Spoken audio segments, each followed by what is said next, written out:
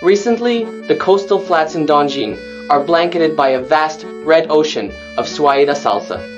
Swaying gently in the breeze, it stretches like flowing crimson silk all the way to the Bohai Sea coast. As a pioneer species in the Yellow River Delta ecosystem, Suaeda Salsa not only improves saline-alkali soil, but has also become the wetland's colorist. In recent years, Dongying has steadily advanced its Suaeda Salsa-based restoration of salt-alkali flats.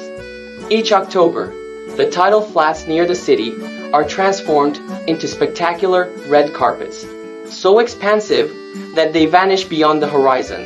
This restoration has not only strengthened the Yellow River Estuary's ecosystem, but also given rise to a unique tourism scene, combining the red carpet landscape with birdwatching, creating a virtuous cycle where ecological conservation and tourism development reinforce each other.